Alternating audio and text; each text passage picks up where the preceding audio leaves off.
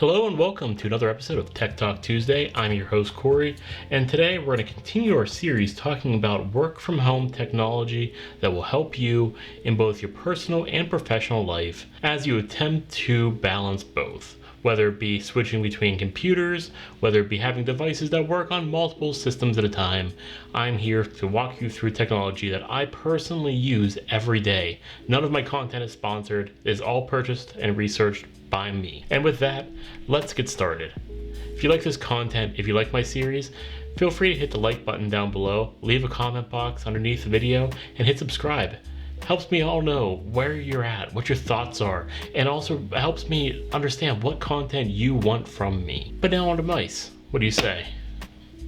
This mouse here is the SteelSeries Aerox 3 mouse. It is a super lightweight mouse coming in around 66 grams, I believe, was the listed weight of this mouse. So very, very light. As you can see here, it has a lot of perforated pieces on the inside, so it lets air through very easily. Your hand doesn't get warm. That's a nice feature for it. Your hand stays pretty cool on this mouse. Button clicks. Very, very tactile, very good, very responsive, feels great. On the right side, you have a smooth side here, good solid plastic. The left side, you have your standard buttons for pressing here and here. On the top, you have your left and right mouse button. You have your scroll wheel that also clicks in. And then you have a little button right here. This button switches your DPI settings. You can set additional settings in the SteelSeries app. It allows you to go, I believe there's a preset of 5 speeds you have, and you can set more as you want. You can set macros inside of that software as well. You can add additional DPI sensors, so if you're gaming and working, you can sync between both systems and have different speeds for what you're doing. Myself, for work, I actually use around 7,000 DPI, where at home when I'm gaming, I actually use close to 4,900.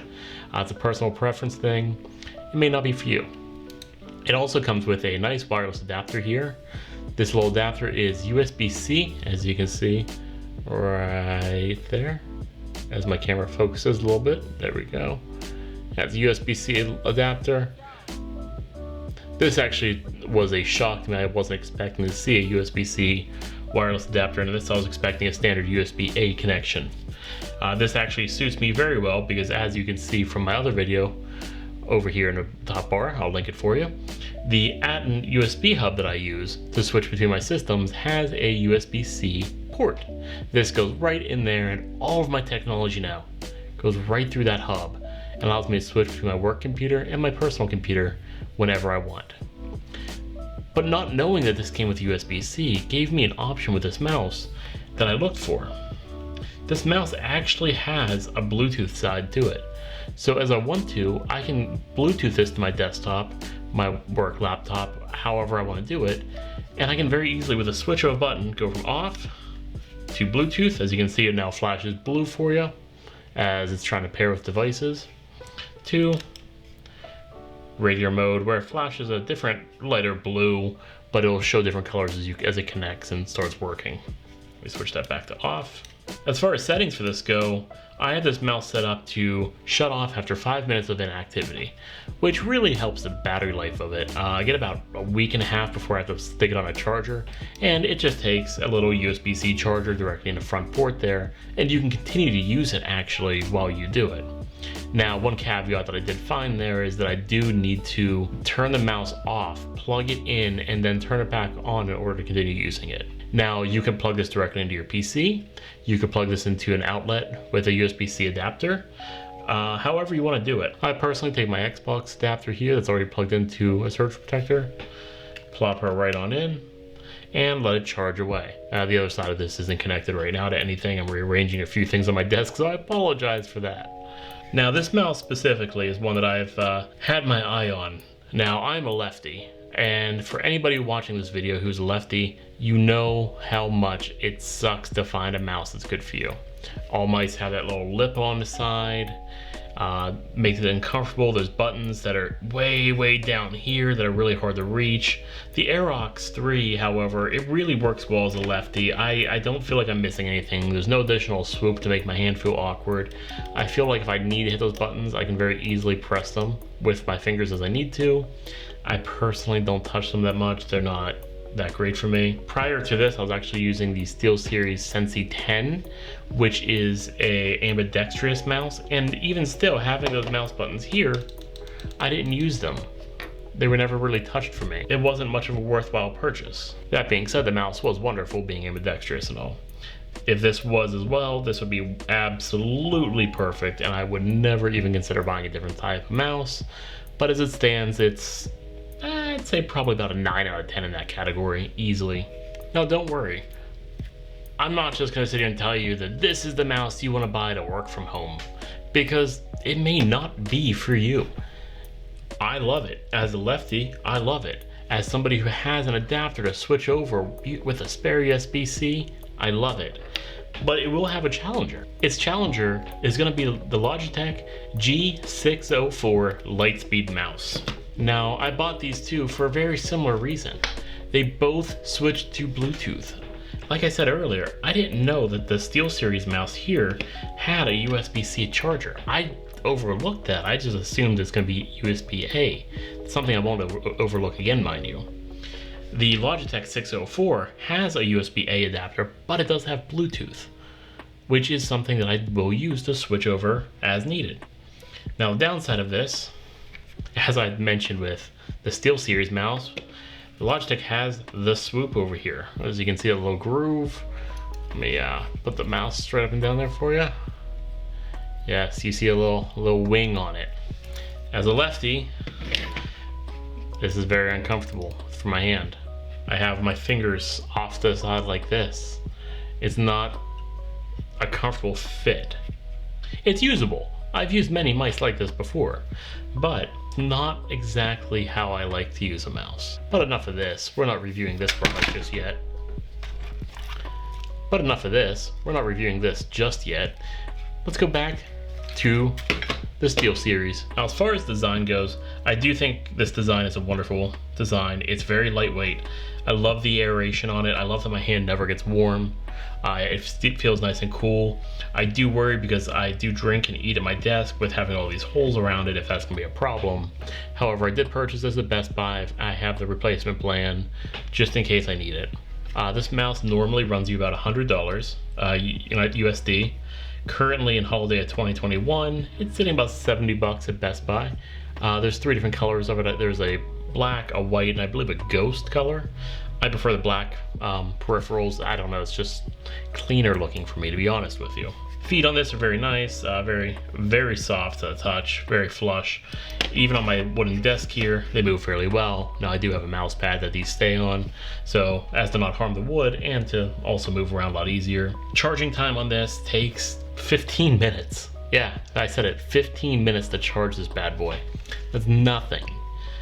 Most batteries that I have take longer to charge. So this is a wonderful thing. As far as quick charge goes, the auto off features in the software are very nice. You can link this color if you have an Asus motherboard to your Asus motherboard's Prism software. I do, but spoiler alert, I hate RGB. I actually turn the color off when I'm using this. There's a setting to, when your mouse is active, to turn the color off. With work, however, I actually have this set up so it doesn't turn on at all with the color.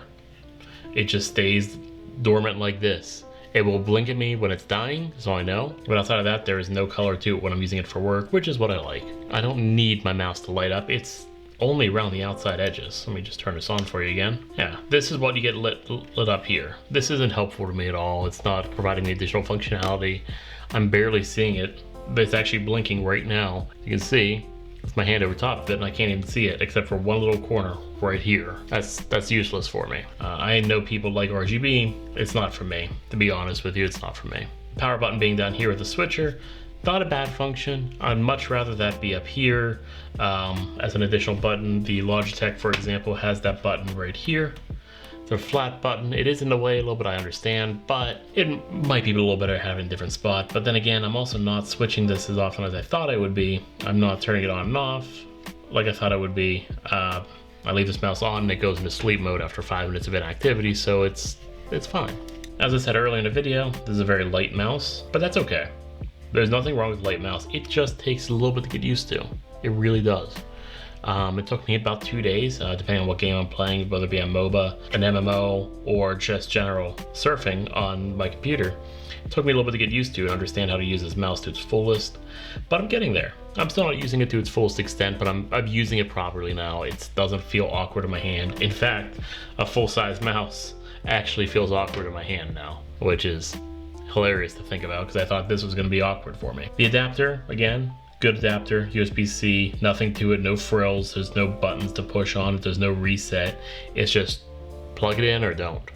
Your choice. Inside the box, it also does come with a USB charging cable. I was a little worried. There are some mice out there that do require a very specific charging cable, specifically the manufacturers, in order to charge. Razer is notorious for this with their mice. I immediately took this out of the box, attempted a different charger, actually a cheap charger that I have on it from Amazon that I plug my phone into here. I tried and it charged no problem. So now I have extra USB-C cables for whenever I need those. And with that, that's going to wrap my video up for today on this SteelSeries Aerox 3 gaming mouse. I really hope you guys enjoyed the video. I enjoyed making it, I enjoyed using this mouse, and I will continue to be using this mouse for some time. However, I am going to take a break from utilizing this mouse in favor of the Logitech G604 so I can review this mouse as well and compare and contrast for you on which is the better mouse for you, for your work from home needs, for switching between different computers, or for whatever style you might have. At the end of the day, that's what it is. It's up to you on what your style is. And me, I can sit here and make these videos all day for you, and I do continue to do that, but it's up to you on what is a better mouse for you. It's up to you on what a better device is for you. So in our next video, we're going to be talking about the Logitech G604 Lightspeed.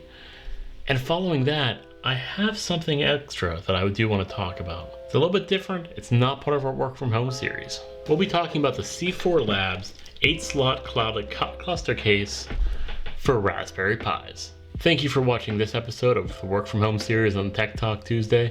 My name is Corey. You guys have a wonderful day, and I'll talk to you next time.